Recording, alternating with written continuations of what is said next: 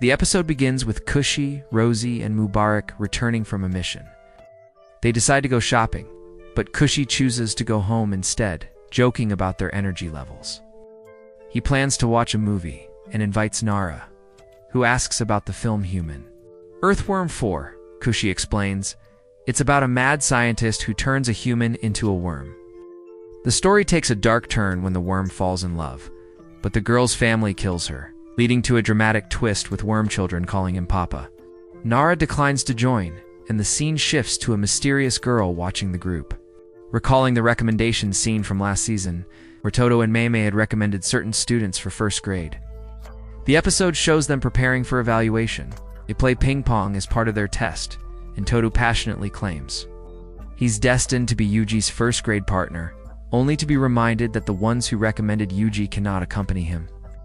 Meanwhile, a tall girl nervously approaches Itadori, revealing she's transformed since high school, once being overweight, but now confident. A flashback reveals Itadori once told classmates he liked her for her handwriting and eating habits. In present time, Yuko realizes Itadori still recognizes her. Next, Kokichi Makamaru is revealed as the mole leaking information to the enemy. After striking a deal with Mahito and Gito, he regains his real body. However, Mahito betrays him, leading to a battle. Makamaru unleashes all his stored energy in a massive robot to stop Mahito. The episode ends with a powerful attack, setting the stage for next week. The episode begins with the intense fight between Kokichi and Mahito continuing. Kokichi, inside his massive robot Mekamaru, Absolute Mode, uses 1 year's worth of cursed energy to launch a devastating ultra cannon at Mahito, causing the dome-like battlefield to shatter. Mahito narrowly escapes and mocks Kokichi, claiming he'll keep evading until Kokichi's cursed energy runs out. Kokichi remains determined, aiming to throw Mahito out of the cockpit and disable him, knowing physical attacks won't affect Mahito's soul. Kokichi uses a special weapon. He then fires another attack miracle cannon using 2 years of cursed energy, but Mahito endures. As Mahito closes in, he lands a powerful punch that shakes the entire robot. Kokichi, realizing the danger, loads another special technique and fires a capsule directly into Mahito. Mahito, shocked that his soul was damaged, begins to realize this isn't a regular attack. Kokichi explains the capsule bypasses the soul's defenses, inflicting real harm. As Mahito attempts to recover, he regenerates his hand, but it's a soul shape-shifting illusion, not true healing. Gato, observing from afar, is impressed by Kokichi's cursed energy output matching special-grade sorcerers.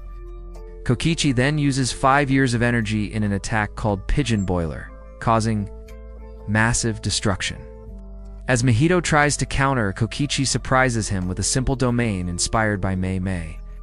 Disrupting Mahito's domain expansion, Kokichi gains the upper hand and defeats Mahito temporarily. Just as he turns to attack Gito, Mahito returns, impaling Kokichi. Despite activating one final domain, Kokichi is critically wounded. Meanwhile, Mikamaru's robot deactivates as Gito prepares to move forward with his plan at Shibuya. The episode begins with the aftermath of the veil being dropped on Shibuya, trapping all non-sorcerers inside while sorcerers can still move freely in and out. Various teams surround the area, waiting to see if Gojo can enter.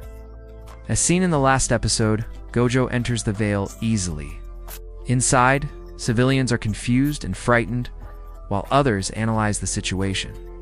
Gojo realizes that there's a second veil placed inside the first, centered around the station. Meanwhile, Mei and her brother Ui are in a cemetery, discussing the danger ahead.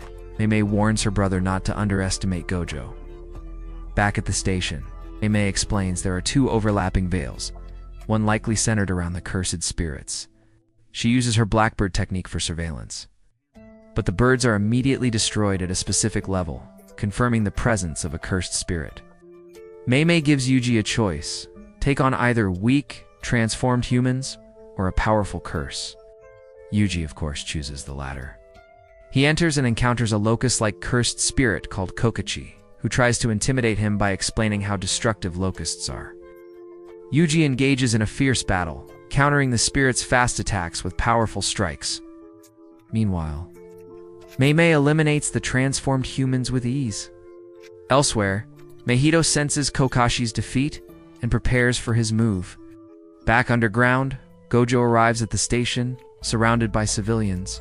The enemy's plan is clear-trap Gojo among humans, so he can't fully unleash his powers. Hanami and Jogo appear, forcing Gojo to hold back. They activate domain amplification, slowly breaking through Gojo's infinity. The episode ends as the intense battle begins. The episode begins with a flashback, asking what the students think of Gojo, with many calling him foolish but undeniably powerful. Then we see Gojo exhausted, holding the heads of defeated, transformed humans. The scene shifts to the present, where Gojo confronts Hanami and Jogo, noting it's their third encounter, and says he'll take out Hanami first. As the fight breaks out, Gojo instantly breaks Jogo's arm and kicks Hanami away. Hanami realizes Gojo is using his cursed energy directly, without limitless adjustments, focusing all his power into raw combat. Hanami and Jogo use domain amplification to neutralize Gojo's techniques, giving them a fighting chance. Meanwhile, Choso also joins the fight, but is unable to break through Gojo's infinity. Gojo deduces Choso is likely a death-painting womb. As Hanami attacks again, Gojo swiftly rips out the roots from his eyes and brutally disables him. The plan was to keep Gojo contained, forcing him to focus on protecting civilians. Elsewhere, Mahito tricks civilians by filling a train with transfigured humans. As it arrives at the station, the cursed monsters are unleashed, causing chaos. Gojo, seeing the rising casualties, is forced to use his domain expansion Unlimited Void, but limits its duration to 0.2 seconds to avoid harming civilians. In that brief moment, he disables all transfigured humans. Just then, Gito arrives, surprising Gojo, but it's revealed that this isn't the real Gito, it's Kenjaku, ancient sorcerer who took over Gito's body, activates a cursed object. And as Gojo is caught off guard, the prison realm opens and seals him, ending the episode on a major cliffhanger. The episode begins with Mechamaru's communication device activating in Yuji's ear, delivering an urgent message. Gojo has been sealed. Yuji initially tries to break the device, but Mechamaru pleads for him to listen. Meanwhile, inside the prison, Realm Gojo is stunned by Gito's presence, quickly realizing it's actually Kenjaku, who has taken control of Gito's body. Even though Gito's brain has been replaced, his body retains memories, which momentarily confuses Gojo.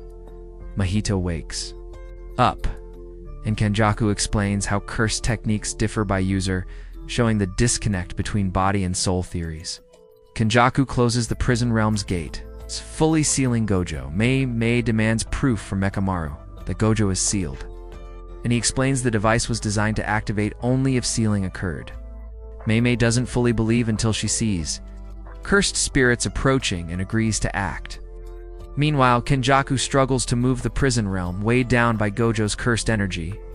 Mechamaru's surveillance device is discovered and destroyed by Mahito, but not before critical info is shared. Yuji enters the Vale, where transfigured humans are attacking civilians, and quickly defeats them, then climbs a building and loudly announces Gojo's sealing. Nanami hears and instantly changes course to meet Yuji, understanding the gravity of the situation. Choso, Mahito, and Jogo discuss what to do next. Doso wants revenge. Mahito wants to kill Yuji, and they make it a race. Back at the Vale, Minako and now demand Gito return their master's body, but Kenjaku dismisses them.